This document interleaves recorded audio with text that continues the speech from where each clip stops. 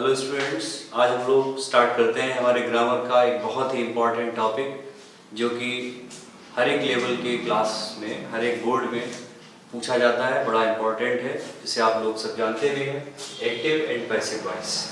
Actually हमें क्या करना है, एग्जाम में जो क्वेश्चन पैटर्न है वो क्या है, सबको पता है कि एक वॉइस का सेंटेंस दिया जाता है, दूसरे में कन्वर्ट कराया जाता है। मोस्टली एक्टिव सेंटेंस दिया जाता है, पैसिव में कन्वर्ट कराते हैं। अपर क्लासेज में, हायर क्लासेस में कभी कभार इस तरह का सेंटेंस आता है कि पैसिव देकर एक्टिव बनवाया जाए। हम दोनों की एक्सरसाइज करेंगे। पहले हम फोकस ज़्यादा करेंगे किस पर, एक्टिव से पैसिव कन्वर्जन पर। कुछ रूल्स हैं, कुछ चीज़ें आपको याद करनी होंगी, वो सब मैं बताऊंगा। कन्वर्जन तक चलने से पहले हम लोग थोड़ा एक नज़र डालते हैं इस बात पर कि एक्चुअली एक्टिव वॉइस और पैसिव वॉइस का मतलब क्या है, कैसे सेंटेंसेस होते हैं, उनका मीनिंग क्या है, क्यों उन्हें एक्टिव और पैसिव कहा जाता है। बात करें, कहने का मतलब ये है कि अगर उन्हें डेफिनेशन की बाउंड्री में बांधा जाए एक्टिव और पैसिव को, तो उनकी डेफिनेशंस क्या होंगी। देखिए, बड़ा सीधे से शब्दों में समझिए, एक्टिव का मीन्स क्या होता है। एक्टिव मीन्स सबको पता है क्या होता है, सक्रिय या क्रियाशील, सक्रिय या क्रियाशील। अब यहाँ पर सक्रिय या निष्क्रिय की बात होगी तो हम बात करेंगे किसकी, किसके सक्रिय या निष्क्रिय होने की। तो समझिए, किसी भी सेंटेंस का जो हेड वर्ड होता है, जो सेंटेंस को ड्राइव करता है, जो सेंटेंस को लेकर चलता है, जिसके अकॉर्डिंग वर्ब यूज होती है, जिसके सिंगुलर या प्लूरल होने से वर्ब के ऊपर असर पड़ता है, वो कौन है, आप बता सकते हैं। बिल्कुल आपने सही सोचा है, क्या है वो, सब्जेक्ट। तो यहाँ पर सक्रिय या निष्क्रिय होने की जो बात हो रही है, वो हो रही है किसके, एक्टिव और इनएक्टिव होने की, सब्जेक्ट के। अब इसी बात से हमारी दोनों डेफिनेशंस ड्रॉ आउट की जा सकती हैं कि एक्टिव सेंटेंस वो है जिस सेंटेंस का हेड वर्ड सब्जेक्ट कैसा है, एक्टिव है। मतलब ऐसा सेंटेंस, अब सुनिए, एक्टिव सेंटेंस की डेफिनेशन में बोल रहा हूँ हिंदी में, ऐसा सेंटेंस जिसमें सेंटेंस को हेड करता है, सेंटेंस को ड्राइव करता है कौन, सब्जेक्ट, उस सेंटेंस का सब्जेक्ट। कहने का मतलब दूसरे शब्दों में कहें, एक ऐसा सेंटेंस जिसमें वर्ब का यूज किसके अकॉर्डिंग किया जाता है, सब्जेक्ट के अकॉर्डिंग किया जाता है, वो कहलाता है आपका क्या, एक्टिव वॉइस का सेंटेंस। अब बात करते हैं पैसिव की। पैसिव का मतलब होता है निष्क्रिय।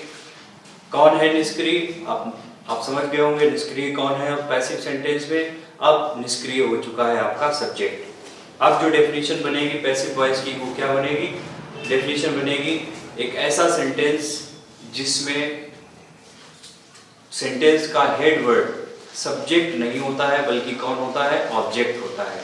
तो पैसिव सेंटेंस वो सेंटेंस है जिसका हेड वर्ड कौन होता है, ऑब्जेक्ट होता है। दूसरे शब्दों में कहें, अर्थात ऐसा सेंटेंस जिसमें वर्ब का यूज किसके अकॉर्डिंग किया जाता है, ऑब्जेक्ट के अकॉर्डिंग किया जाता है, पैसिव वॉइस का सेंटेंस कहलाता है। एग्जाम्पल लीजिए, आप सब लोग जानते हैं पैसिव वॉइस के एग्जाम्पल्स, एक्टिव और पैसिव के एग्जाम्पल्स। एक मैं हिंदी में एग्जाम्पल लेता हूँ, आपको ज़्यादा अच्छी तरीके से समझ में आएगा। मैंने सेंटेंस लिया, चीते ने हिरण का शिकार किया। The tiger preyed upon a deer. चीते ने हिरण का शिकार किया।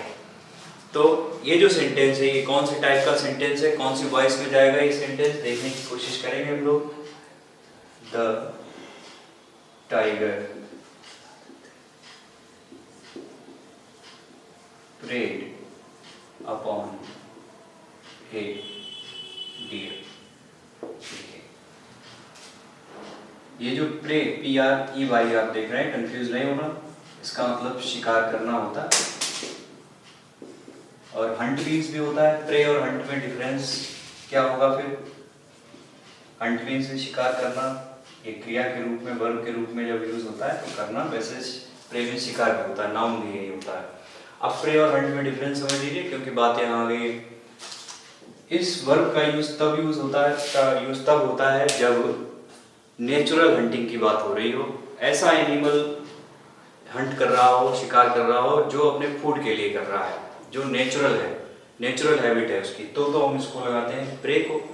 और अगर आर्टिफिशियल शिकार हो रहा है, मतलब आर्टिफिशियल का मतलब नॉट फॉर फूड, नेचुरल नहीं है वो, जो जैसे इंसान हाथी का शिकार करता है। इंसान हाथी का शिकार क्यों करे, क्या जरूरत है, शौक के लिए, उसके दांतों के लिए। ये नेचुरल किलिंग नहीं है ना। तो इसलिए जब इंसान को हाथी का शिकार करना होगा तो वो हंट करेगा, प्रे नहीं करेगा। लेकिन चीता जब डियर को मारेगा तो वो क्या करेगा, वो हंट नहीं करेगा, प्रे करेगा, क्योंकि वो उसकी नेचुरल हैबिट है। आप समझ चुके होंगे इनमें डिफरेंस। चलिए हम लोग अपने सेंटेंस की तरफ चलते हैं। मैंने सेंटेंस लिखा है, the tiger preyed upon a deer. चीते ने हिरण का शिकार किया। यहाँ सब्जेक्ट का हेड वर्ड कौन है, मेन कीवर्ड कौन है, जो सेंटेंस को चला रहा है वो कौन है, वो है टाइगर। तो और यही तो सब्जेक्ट है, काम करने वाला। तो ये जो सेंटेंस है इसका हेड वर्ड आपने क्या ढूंढ के निकाला, टाइगर, और टाइगर है सब्जेक्ट। इसका मतलब ये है कि ये सेंटेंस कैसा है, एक्टिव। यहाँ पर जो ये वर्ब लिखी गई है वो डिपेंड कर रही है किसके ऊपर, टाइगर के ऊपर। इसलिए सेंटेंस कौन सी वॉइस का होगा, एक्टिव वॉइस का होगा। अब इसी सेंटेंस को अगर हम ये कहें, घुमाकर दूसरी तरफ से कहें और हम हेड वर्ड बना दें किसे, डियर को, जो कि है ऑब्जेक्ट, तो हम उसे अगर हेड वर्ड बना दें तो वो सेंटेंस क्या बन जाएगा, the deer was preyed upon by a tiger. हिरण का शिकार टाइगर के द्वारा किया गया। हिरण का शिकार टाइगर के द्वारा किया गया, चीते के द्वारा किया गया। तो अब जो हेड वर्ड है वो कौन बन जाएगा, वो बन जाएगा deer. A deer was preyed upon by a tiger. ये कैसे बन गया वो आगे हम लोग स्टडी करेंगे। फिलहाल मैं जो एग्जांपल दे रहा हूँ उसे समझिए। अब हमारा हेड वर्ड कौन बन चुका है, वो बन चुका है ए डियर। लेकिन ये डियर तो ऑब्जेक्ट है, क्योंकि इसका तो शिकार किया गया, वो तो ऑब्जेक्ट है। Was preyed upon by the tiger. अब देखिए ये जो वर्ब लगाई गई है किस पर डिपेंड कर रही है, क्या ये टाइगर पर डिपेंड कर रही है, क्या ये टाइगर पर डिपेंड कर रही है। वाज किसके अकॉर्डिंग लगाया गया, टाइगर के अकॉर्डिंग नहीं लगाया गया। किसके अकॉर्डिंग लगाया गया, डियर के अकॉर्डिंग लगाया गया। इसका मतलब ये है कि ये जो सेंटेंस मैंने ये सेकंड सेंटेंस लिखा है, इसमें वर्ब किसके अकॉर्डिंग चल रही है, हमारी ऑब्जेक्ट के अकॉर्डिंग। और मैंने डेफिनेशन आपको बताई है कि जब वर्ब ऑब्जेक्ट के अकॉर्डिंग चलेगी तो ये वॉइस कौन सा बन जाएगा, पैसिव बन जाएगा, क्योंकि आपका जो सब्जेक्ट है वो इनएक्टिव हो चुका है, अब वो निष्क्रिय हो गया है, वो पैसिव हो गया है। क्लियर है। तो इस तरह से सेंटेंसेस में डिफरेंस आ जाता है, हालांकि मीनिंग चेंज नहीं होता। देखिए, the tiger preyed upon a deer, चीते ने हिरण का शिकार किया, और हिरण का शिकार चीते के द्वारा किया गया। दोनों ही केसेस में शिकार किसने किया है, टाइगर ने। शिकार किया किसका गया है, हिरण का। लेकिन बात कहने का तरीका बदल गया, स्ट्रक्चर बदल गया, ग्रामेटिकली सेंटेंस बदल गया। यही चीज हमें सीखनी है, और वो याद रखना है कि मीनिंग चेंज नहीं होना चाहिए, तो मीनिंग में चेंज नहीं हुआ। तो ये तो इंट्रोडक्शन है एक्टिव और पैसिव वॉइस का। आपने डेफिनेशन सुनी, आप चाहे तो नोट भी बना सकते हैं। हालांकि फिलहाल हमें सीखना है कि हम एक्टिव से पैसिव कैसे कन्वर्ट करेंगे। उसके लिए थोड़ा सा हमें तैयारी करनी पड़ेगी। कुछ बेसिक चीजें हैं जो एक्चुअली हमें आनी चाहिए, उनके बिना हमारा सिस्टम ठीक से काम नहीं कर पाएगा, आपको प्रॉब्लम्स होंगी। जैसे एक्टिव से पैसिव कन्वर्ट करने के लिए जो सबसे ज़्यादा मेन 3 पॉइंट्स हैं, उन पर मैं फोकस डालूंगा और आपको उन्हें तैयार करना है इससे पहले कि हम लोग उन रूल्स पर पहुंचे जिन रूल्स की मदद से हम एक्टिव से पैसिव सेंटेंस कन्वर्ट करते हैं। 3 सबसे इंपॉर्टेंट चीजें क्या क्या है समझिए। Identification of subject,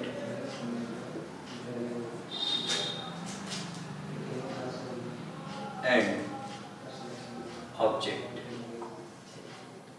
second point, पहला पॉइंट तो ये हो गया identification of subject and object. Second point,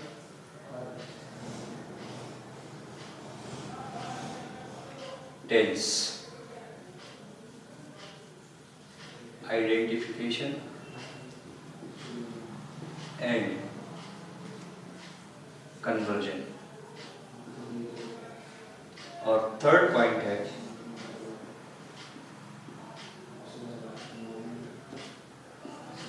verbs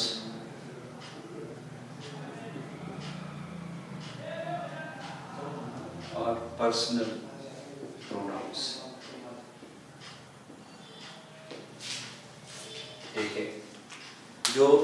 active से पैसिव अगर आपको कन्वर्जन सीखना है तो आपके पास ये 3 चीज़ें पहले से मौजूद होनी चाहिए, आपको पता होनी चाहिए।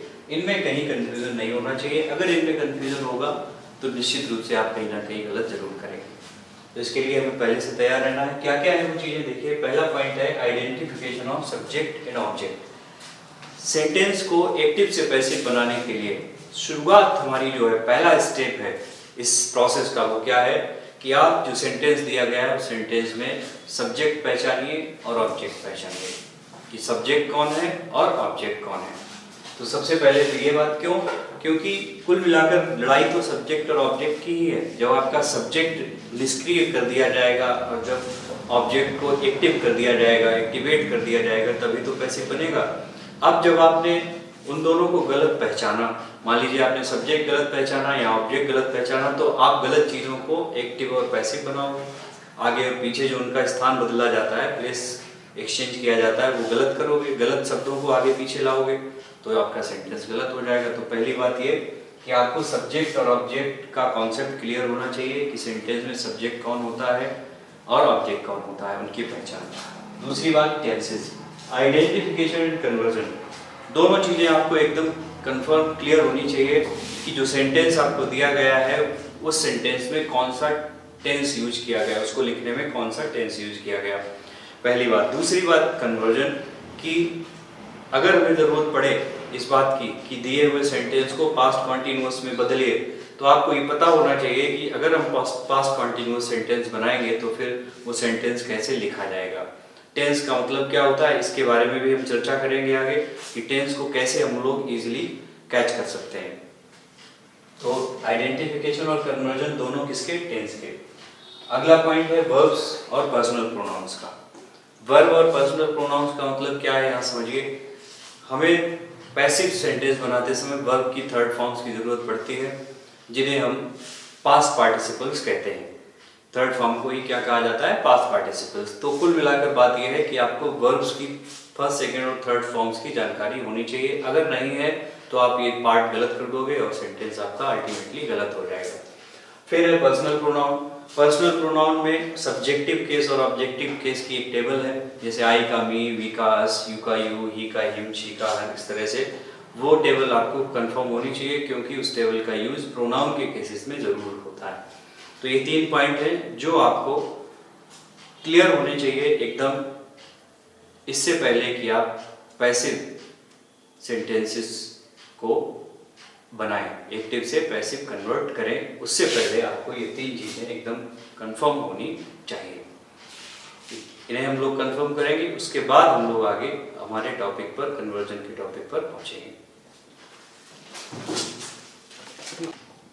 एक्टिव पैसिव वॉइस का जो हमारा टॉपिक है, उसके लिए हम लोग आज डिस्कस करेंगे कुछ बेसिक कॉन्सेप्ट्स को, जिनको पढ़ने के बाद ही हम लोग ज़्यादा अच्छी तरीके से, बेहतर ढंग से एक्टिव से पैसिव कन्वर्जन कर सकते हैं।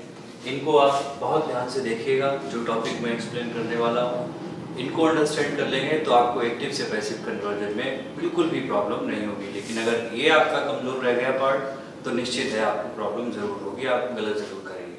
हम लोग किन चीज़ों को मेनली कवर करेंगे यहाँ पर, वही बेसिक चीज़ें जो एक्टिव और पैसिव में एक इम्पॉर्टेंट रोल प्ले करती हैं। वो है सब्जेक्ट का आइडेंटिफिकेशन, कि आप कैसे सही तरीके से सब्जेक्ट कैसे आइडेंटिफाई करें। हालांकि ये बहुत जूनियर लेवल का टॉपिक है, बट क्योंकि इसकी यहाँ ज़रूरत है, और ज़रूरत इस बात की है कि आप इसमें गलती ना करें, इसलिए इसे मैं एक्सप्लेन ज़रूर करूँगा। उसके बाद हम बात करेंगे ऑब्जेक्ट की, कैसे ऑब्जेक्ट को आइडेंटिफाई करेंगे आप सही तरीके से। उसके बाद हम बात करेंगे टेंसेस की, शॉर्ट में, कि फिलहाल जो आपकी ज़रूरत है उस हिसाब से टेंसेस को आप कैसे स्टडी करें। एक टेबल मैं दूंगा आपको, वो आपको टेबल रटनी है, तैयार करनी है। अगर वो टेबल आपने तैयार कर ली तो आपको टेंसेस में प्रॉब्लम नहीं आएगी, ना अभी आएगी और ना आएगी आपको इनडायरेक्ट स्पीच में। ये बड़ा इंपॉर्टेंट है, और ज़्यादातर क्लासेस के छोटी क्लासेस के बच्चे भी उसे तैयार कर सकते हैं, इसलिए आप भी कर लेंगे। पर्सनल प्रोनाउन की हम लोग बात करेंगे, जो एक टेबल है हमारे लिए बड़ा महत्वपूर्ण, यहाँ भी वो ज़रूरी है और वो ज़रूरी है इनडायरेक्ट स्पीच में भी, इसलिए उसे भी आपको तैयार करना है। इतनी तैयारी करने के बाद तब हम फिर पिच पर उतरेंगे, हमारा टॉपिक जब तब चलेगा। एक्टिव से पैसिव कन्वर्जन। तो हम सबसे पहले बात करते हैं सब्जेक्ट की। सब्जेक्ट क्या है, कैसे हम उसे सही तरीके से आइडेंटिफाई करें। सब्जेक्ट क्या है, इसका उत्तर है सब्जेक्ट है कर्ता। अब क्वेश्चन ये है कि कर्ता क्या है, कर्ता कौन है। तो बात सुनिए ध्यान से। सब्जेक्ट के बारे में 3 पॉइंट हैं, इन 3 पॉइंट्स को आप गांठ बांध के रख लीजिए। आप कभी भी सब्जेक्ट को आइडेंटिफाई करने में गड़बड़ नहीं करेंगे। पहली बात क्या, doer of an action, Hindi में किसी कार्य को करने वाला। सब्जेक्ट कौन है, किसी कार्य को करने वाला, जिसको क्या कहा गया इंग्लिश में, डूअर ऑफ एन एक्शन। किसी कार्य को करने वाला कौन होता है, सब्जेक्ट होता है। और ये जो रोल है ये हमेशा कौन प्ले करता है, या तो कोई नाउन प्ले करता है या ये रोल प्ले करता है हमेशा कोई प्रोनाउन। इन्हीं दो लोगों को, दो पार्ट ऑफ स्पीचेस को ये काम दिया गया है, कौन सा, सब्जेक्ट का रोल प्ले करने का। ठीक है, आगे चलकर आप कुछ थोड़ी वेरिएशंस भी हैं, इंग्लिश है इसके लिए। इंग्लिश को वैसे भी बड़ा अनसर्टेन लैंग्वेज कहा जाता है। कभी कभी आप वर्ब्स को भी सब्जेक्ट बना हुआ देखेंगे, लेकिन वहाँ भी अगर वो वर्ब सब्जेक्ट बनी होगी तो वो जीरंड के रूप में होगी, और जीरंड भी अपने आप में क्या होता है, एक नाउन ही होता है। इसलिए ये जो बात मैं कह रहा हूँ ये तब भी प्रीवेलेंट है कि जो सब्जेक्ट है वो हमेशा एक नाउन या प्रोनाउन ही होता है, क्योंकि कभी कभी वर्ब्स को भी सब्जेक्ट बनाया जाता है तो उन्हें जीरंड में बदलना पड़ता है। और जीरंड क्या है, gerund is a noun itself. Gerund खुद में एक नाउन है, तो अल्टीमेटली जो आपका सब्जेक्ट बना वो नाउन ही बनकर आया। अब प्रोनाउन क्यों, क्योंकि नाउन की जगह पर जो शब्द यूज होते हैं वो प्रोनाउन होते हैं, तो जो काम नाउन कर सकता है वो काम प्रोनाउन जरूर कर सकता है। तो सब्जेक्ट में जो पहला पॉइंट है वो क्या है, डूअर ऑफ एन एक्शन। काम को करने वाला कौन होता है, सब्जेक्ट होता है। ये बात आपको मालूम है, इसीलिए उसे क्या कहा जाता है, कर्ता कहा जाता है। एग्जाम्पल में ले रहा हूँ, देखिए, a little boy is crying. Easy example लेते हैं जिससे कि आपको समझने में आसानी हो। A little boy is crying, इस सेंटेंस में सब्जेक्ट हमें ढूंढना है, बड़ा सावधानी से ढूंढना है, जल्दबाजी बिल्कुल नहीं करनी है। तो देखिए कि इस सेंटेंस में एक्शन कौन सा हो रहा है, क्या काम किया जा रहा है। तो ये क्राई करने का, रोने का काम किया जा रहा है। क्राई मीन्स चिल्लाना भी होता है, क्राई मीन्स रोना भी होता है। तो लड़का फिलहाल क्या कर रहा है, रो रहा है। तो ये रोने का काम कर कौन रहा है, जो इस काम को कर रहा होगा वही हमारा सब्जेक्ट होगा। तो आप कहेंगे कि ये बॉय रोने का काम कर रहा है। तो हमारा सेंटेंस जो है उसका सब्जेक्ट कौन हुआ, वो हुआ बॉय। लेकिन अब आपको यहीं पर एक बात अपने दिमाग में रखनी है कि जो आपका मेन सब्जेक्ट तो ये है बॉय, लेकिन इस बॉय के साथ और जो भी एडजेक्टिव या आर्टिकल्स आए, एडजेक्टिव्स या आर्टिकल्स, ये दो शब्द याद रखिए कौन कौन से, एडजेक्टिव्स विशेषण जिन्हें कहते हैं, और आर्टिकल्स, आर्टिकल्स आप लोग जानते हैं, ए, एन और द। इन शब्दों को जरूर गौर करिए। अगर किसी भी नाउन के साथ कोई एडजेक्टिव या कोई आर्टिकल लगा है उसे आप जरूर शामिल करेंगे, क्योंकि ये डिफाइनिंग वर्ड्स होते हैं, ये अपने साथ जुड़े हुए नाउन के साथ हमेशा कैरी किए जाते हैं। जैसे कि इसमें आ लिटिल है, आ आर्टिकल है, लिटिल उसका एडजेक्टिव है। तो फाइनली हम ये कह सकते हैं कि हमारा जो सब्जेक्ट है वो क्या है, आ लिटिल बॉय। क्लियर है, हमारा सब्जेक्ट क्या है, आ लिटिल बॉय। एक और एग्जांपल देखिए ध्यान से। और सब्जेक्ट बहुत लंबा भी हो सकता है, सब्जेक्ट वन वर्ड का भी हो सकता है। देखिए,